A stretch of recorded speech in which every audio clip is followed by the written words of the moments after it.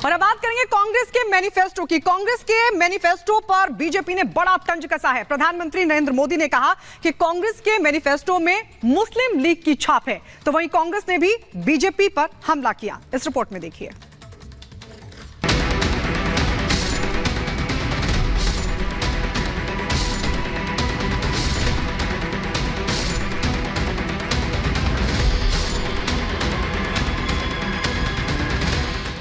कांग्रेस के घोषणा पत्र ने लोकसभा चुनाव में बीजेपी को एक और संजीवनी दे दी है। ऐसी संजीवनी जो बीजेपी के 400 पार नारे को चिरंजीव बना रहा है और कांग्रेस को और पीछे धकेल रहा है।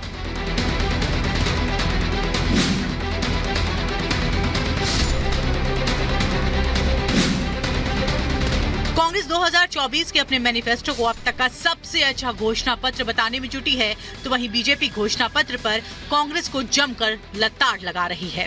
प्रधानमंत्री नरेंद्र मोदी ने कहा कि कांग्रेस के मैनिफेस्टो में वो सोच झलकती है जो आजादी के आंदोलन के समय मुस्लिम लीग में थी। पीएम मोदी ने कहा कि कांग्रेस के घोषणा पत्र में पूरी तरह मुस्लिम लीग की छाप है। इसका जो कुछ हिस्सा बच गया उसमें वामपंथी पूरी तरह हावी हो चुके हैं। मुस्लिम लीग के उस समय के विचारों को कांग्रेस आज भारत पर थोपना चाहती है। मुस्लिम लीग की छाप वाले इस घोषणा पत्र में जो बचा खुचा हिस्सा था उसमें वामपंथी लेफ्टिस्ट हावी हो गए हैं। पीएम मोदी के इस बयान पर कांग्रेस नेता जयराम रमेश ने पलटवार किया। कहा, हिंदू महासभा के अध्यक्ष श्यामा प्रसाद मुखर्जी थे जो बंगाल में मुस्लिम लीग के साथ गठबंधन करके सरकार में शामिल हुए थे। प्रधानमंत्री कहते हैं कि कांग्रेस मुस्लिम लीग की नीति अपनाती है। मैं प्रधानमंत्री को याद दिला दूं, प्रधानमंत्री जी इतिहास याद रखिए। 1940, 1941 और 42 में कौन व्यक्ति, कौन सी पार्टी मुस्लिम लीग के साथ गठबंधन सरकार में थी बंगाल में? श्यामा प्रसाद मुखर्जी जनसंघ के स्थापक जो थे, हिंदू महासभा के अध्यक्ष थे और वो मुस्लिम लीग के साथ उन्होंने गठबंधन की सरकार बनाई थी बंगाल में।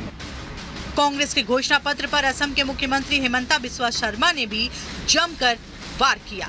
कहा, कांग्रेस के मैनिफेस्टो को देखकर ऐसा लगता है कि ये घोषणा पत्र भारत के लिए नहीं बल्कि पाकिस्तान चुनाव के लिए बना है।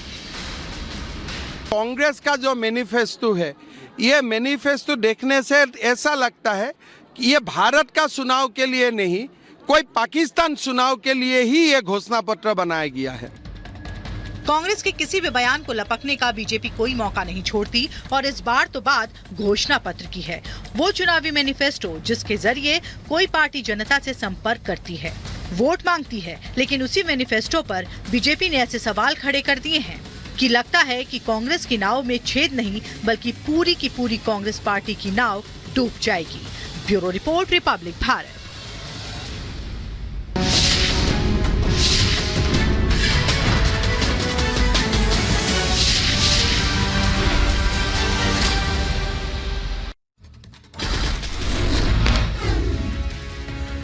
आज बिहार के नवादा में प्रधानमंत्री नरेंद्र मोदी का दौरा। आगामी लोकसभा चुनाव के लिए करेंगे प्रचार। जनसभा को प्रधानमंत्री करेंगे संबोधित।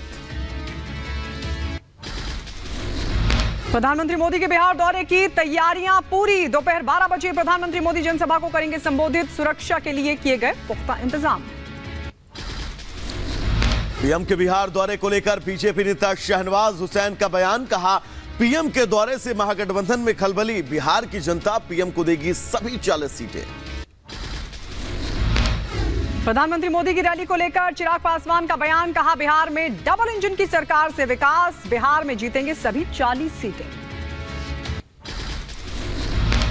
आज ही मोदी बंगाल के जलपाईगुड़ी के दौरे पर भी रहेंगे। दोपहर 3 बजे पीएम करेंगे जनसभा।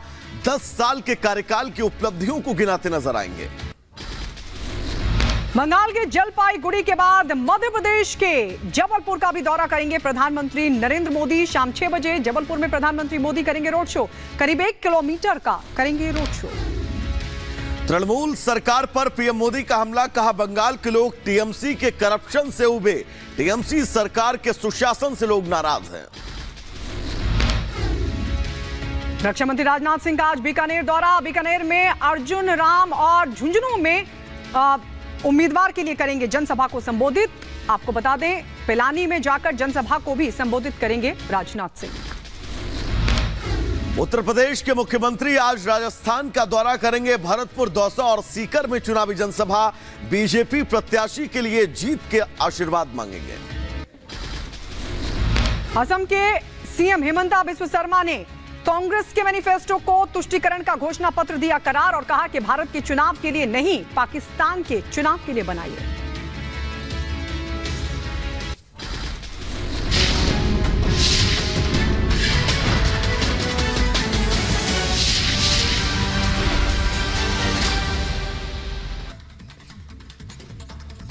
और अब बात करते हैं राजस्थान के नागौर की, जहां पर पीएम नरेंद्र मोदी ने जनसभा की थी और यहां पर क्या है चुनावी माहौल, देखिए इसी से जुड़ी हमारी ये स्पेशल रिपोर्ट।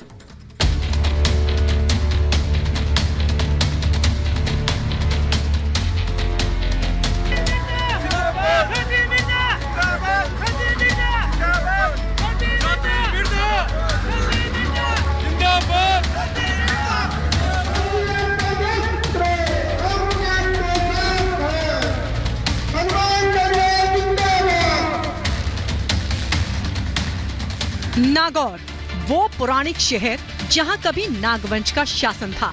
यहीं पर भारत की सबसे बड़ी नमक झील है, लेकिन माहौल अभी चुनावी है और हम यहां लोगों का मूड जानने पहुंचे।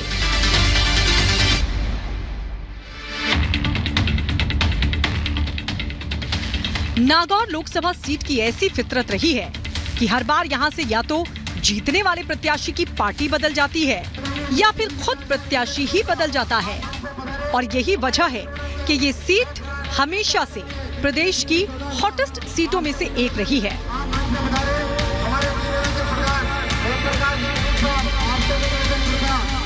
यही वो दो चेहरे हैं जो नागौर से 24 के रण में आमने सामने हैं। बीजेपी ने ज्योति मिर्धा को मैदान में उतारा है, जो हाथ का साथ छोड़ बीजेपी में शामिल हुई हैं। वहीं आरएलपी सुप्रीमो हनुमान बेनीवाल इस बार इंडिया गठबंधन के उम्मीदवार बने हैं। यानी इतिहास में पहली बार ऐसा हो रहा है जब नागौर लोकसभा सीट से सीधे तौर पर कांग्रेस का कोई उम्मीदवार मैदान में नहीं है। आप मतलब मैं देख रहा हूँ कि आप कंटिन्यू साथ में चल रही हैं जब से इस गांव में ये आई हैं। हाँ, मैं सब आ गई 9 बजे आई हूँ। 9 बजे आ गई थी। हाँ, रोटी बन गई हाल। अच्छा, खाना भी नहीं खाया? हाँ। तो आपके वोटर जो हैं, आपके सपोर्टर जो हैं, वो कह रहे हैं कुम्बाई देव भगवान, कुम्बाई घनी घनी देव। प्रेम है सब जो कायम है। आशा, ये सब आशा करते हैं कि जब मोदी जी की सरकार आएगी तो इनके लिए कुछ ना कुछ भलाई का काम होगा। तो सबको उम्मीदें हैं आज भारतीय जनता। आपके इलाके में जो महिलाएं जो गीत गाती हैं, जो मतलब जब आता है कोई, तो उस तरीके का कुछ?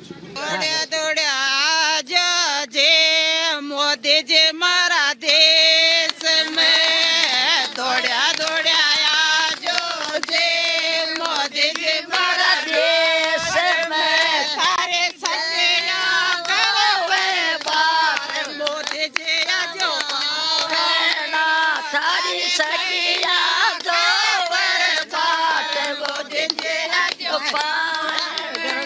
भगवान।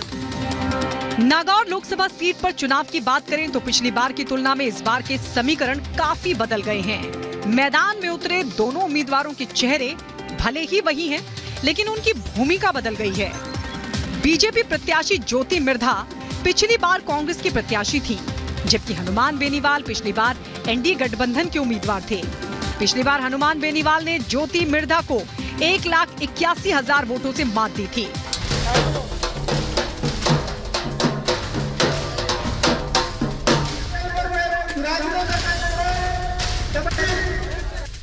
24 की चुनावी जंग के लिए दोनों चेहरे लोगों के सामने हैं। चुनाव की रणभेरी पहले ही बज चुकी है और नागौर में पहले ही चरण में चुनाव भी हैं। ऐसे में उम्मीदवार भी मैदान में हैं। घर घर और गली गली पहुंच जनता से आशीर्वाद मांग रहे हैं।